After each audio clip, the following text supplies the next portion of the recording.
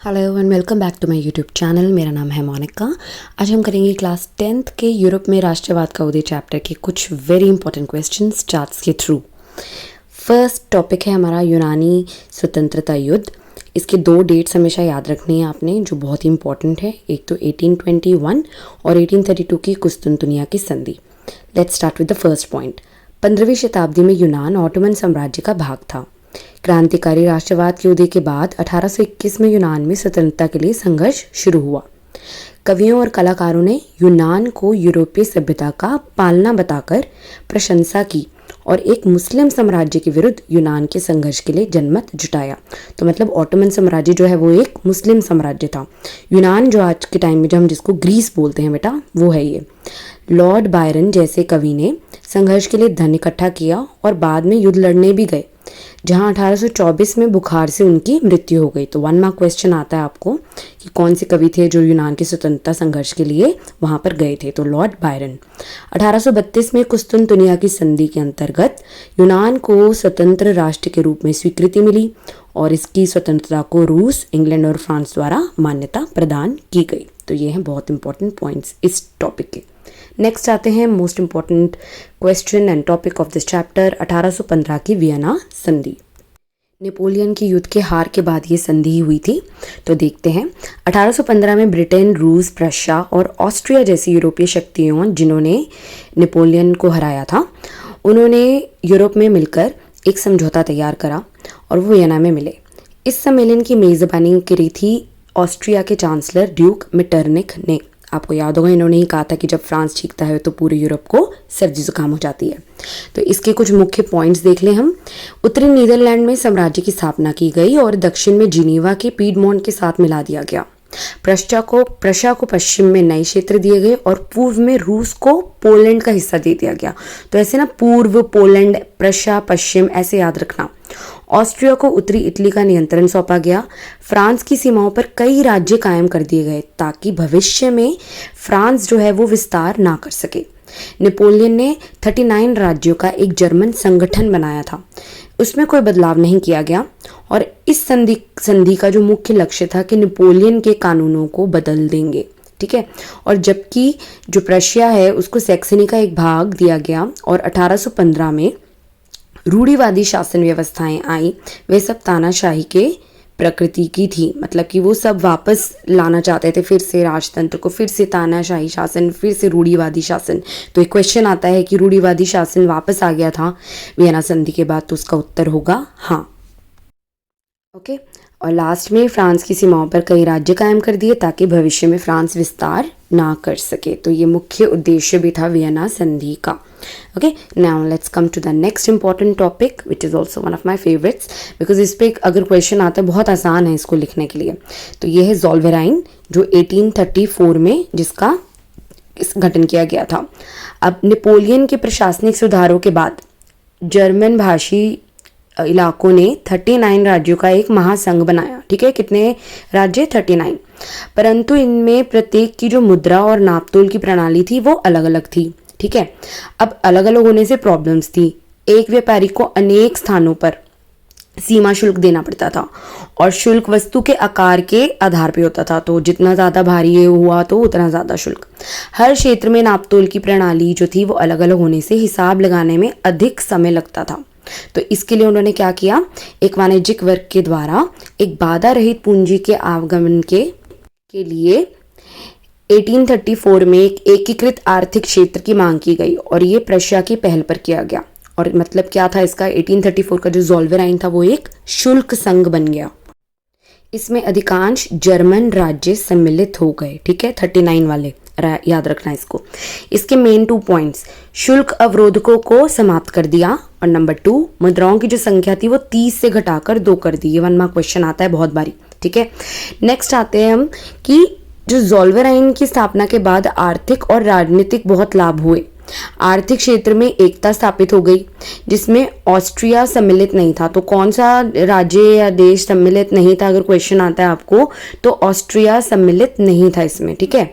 और इससे एक ये चीज़ स्पष्ट हो गई कि भविष्य में प्रशिया के नेतृत्व में अगर रहेंगे तो उसमें बहुत ही फायदा होगा। तो प्रशिया एक बहुत ही एक ताकतवर पावर निकल के उभरी इसके।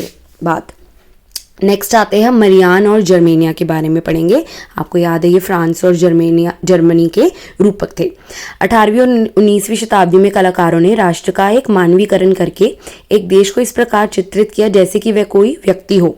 उस समय राष्ट्रों को नारी वेश में प्रस्तुत किया जाता था। नारी की छवि राष्ट्र का रूपक बन गई। तो फ्रांस में इसको मरियान कहने लग गए और जर्मनी में जर्मेनिया का नाम दिया गया। ओके, नेक्स्ट हम इन दोनों के पॉइंट्स पढ़ेंगे। जो कभी कभी आपको क्वेश्चंस आते हैं उनके बारे में चित्र दे देंगे और आपसे पूछेंगे। तो फ्रांस में जो मरियान का चिन्ह है वह स्वतंत्रता और गणतंत्र के थे। लाल टोपी थी, तिरंगा और कलगी। इससे जनता में एकता को बढ़ावा मिला।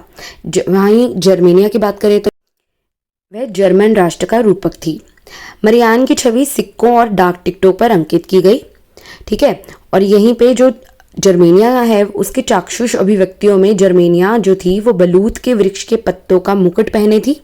ठीक है, क्योंकि जर्मन बलूत जो वृक्ष है वह वीरता का प्रतीक था। आपको ये प्रतीकों के ऊपर भी क्वेश्चन आते हैं ना, तो इसके लिए ये इंपॉर्टेंट है। मरियान की जो प्रतिमाएं हैं वो सार्वजनिक चौकों पर लगाई गई ताकि जनता को एकता के राष्ट्रीय प्रतीक की याद आती रहे। और बहादुरी और न्याय विचार जो जर्मेनिया के चित्र को सबसे अधिक महत्व देते हैं। तो दोनों के पॉइंट्स मैंने आमने सामने लिखे हैं, आपको आसानी होगी पढ़ने में। ठीक है, इन चित्रों के माध्यम से लोगों में राष्ट्रीयता की भावना जो है वो और ज़्यादा मजबूत हो गई और फ्रांस और जर्मनी को एक अलग अलग राष्ट्र के रूप में पहचान मिली। नेक्स्ट हम आते हैं बहुत इंपॉर्टेंट टॉपिक जो है ब्रिटेन राष्ट्रीय राज्य का निर्माण। ठीक है, तो इसमें 3 डेट्स याद रखनी है, 1688, 1707, 1801। ब्रिटेन में राष्ट्रीय राज्य का निर्माण अचानक हुई किसी उथल पुथल या क्रांति का परिणाम नहीं था। यह एक लंबी चलने वाली प्रक्रिया का नतीजा था। 1 मार्क क्वेश्चन आता है इस पे। 18वीं सदी से पहले ब्रितानी राष्ट्र नहीं था। ब्रितानी द्वीप समूह में रहने वाले जो लोग थे वे थे अंग्रेज, वेल्श, स्कॉट और आयरिश, और इन सभी जातीय समूहों की अपनी अपनी सांस्कृतिक और राजनीतिक परंपराएं थीं। समय के साथ साथ आंग्ल राष्ट्र की धन दौलत और अहमियत और सत्ता बढ़ गई। वह द्वीप समूह के अलग राष्ट्र पर अपना प्रभुत्व बनाने में सफल हुए। तो आंग्ल मतलब जो अंग्रेजी वाले जो लोग अंग्रेजी भाषा बोलने वाले, इंग्लिश। 1688 की जो शानदार क्रांति है ये एक सबसे इंपॉर्टेंट इसका पॉइंट है। संसद और राजतंत्र में एक लंबे संघर्ष के बाद संसद ने 1688 में राजतंत्र की शक्ति छीन ली। तो ये फर्स्ट पॉइंट हो गया। संसद के माध्यम में से एक राष्ट्रीय राज्य का निर्माण हुआ जिसके केंद्र में इंग्लैंड हो गया। अब 1707 का जो एक्ट ऑफ यूनियन है इसमें क्या किया, स्कॉटलैंड को मिलाकर ग्रेट ब्रिटेन की स्थापना हुई और संसद में आंग्ल सदस्यों का प्रभुत्व रहा। स्कॉटलैंड की अपनी संस्कृति और राजनीतिक संस्थाओं को जो है दबाया गया। उनको अपनी गौलिक भाषा बोलने और अपनी राष्ट्रीय पोशाक पहनने की मनाही थी।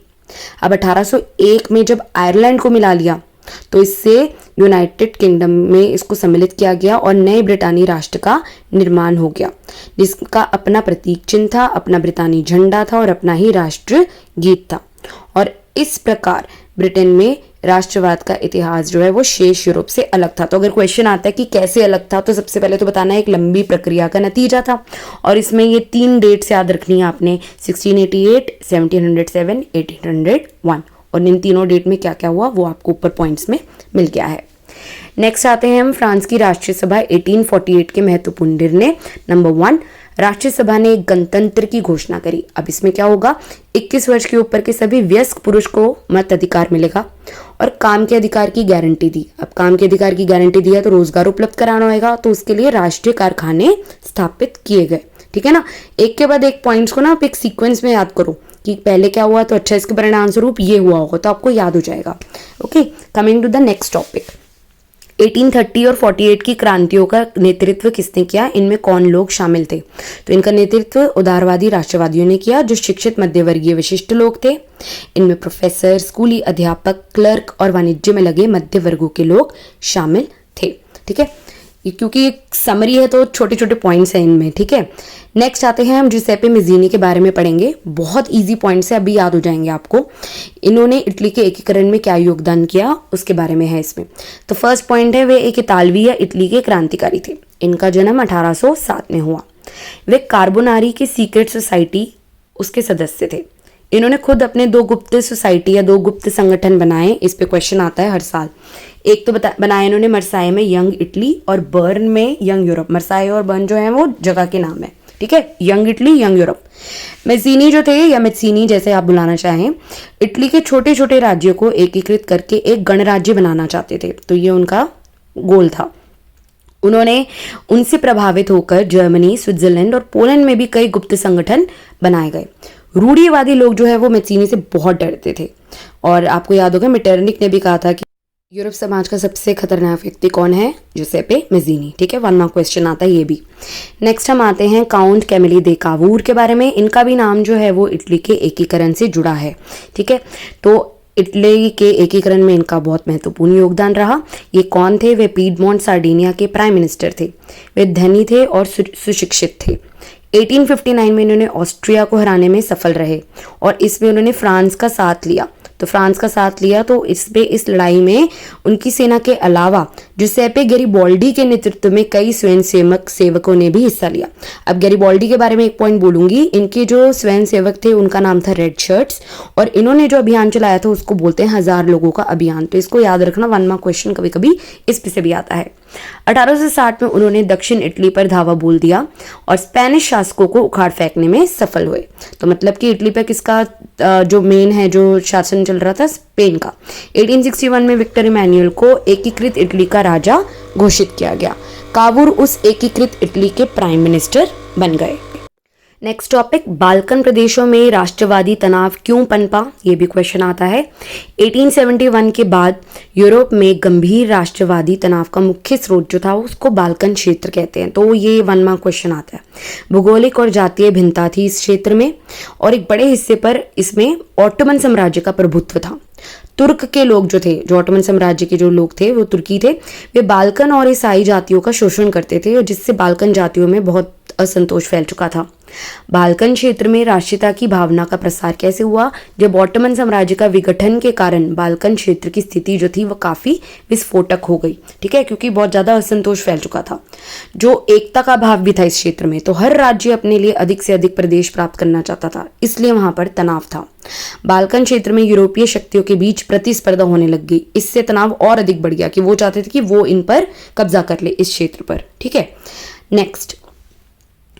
नेक्स्ट कुछ very very quick questions. Germany में राष्ट्र राज्य के निर्माण की प्रक्रिया का जनक कौन था? तो ओटो वन बिस्मार्क।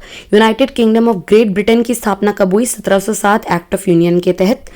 किस संधि ने यूनान को एक स्वतंत्र राष्ट्र की मान्यता दी? 1832 की कुस्तुनतुनिया की संधि। यंग इटली की स्थापना कब और किसने की? जुसेप्पे मेज़ीनी ने 1831 में। नेक्स्ट क्वेश्चन, मरियान कौन थी? फ्रांस में मरियान को राष्ट्र के रूप में चित्रित किया गया। निरंकुशवाद का अर्थ बताएं। ऐसी सरकार या शासन व्यवस्था जिसकी सत्ता पर किसी प्रकार का कोई अंकुश नहीं होता। निरंकुश सरकार अत्यंत केंद्रीकृत और सैन्य बल पर आधारित होती है। वियना सम्मेलन कब आयोजित किया गया था? इसकी अध्यक्षता किसने की? 1815 में ऑस्ट्रिया के चांसलर ड्यूक मेटरनिक ने। ओके, अब ये नेक्स्ट जो है कुछ ऐसे इम्पॉर्टेंट वर्ड्स हैं और उनके आगे उनके जो इम्पॉर्टेंट डेट्स हैं या उनका नाम जुड़ा है किसी से, वो मैंने लिखा है। इसका आप स्क्रीनशॉट ले सकते हैं और अपने आप इसको लर्न कर सकते हैं। आई होप आपको ये वीडियो अच्छी लगी होगी और आपको यूज़फुल लगी होगी। सो प्लीज़ डू कमेंट और इस वीडियो को शेयर करें और मेरे चैनल को सब्सक्राइब करें। Thank you.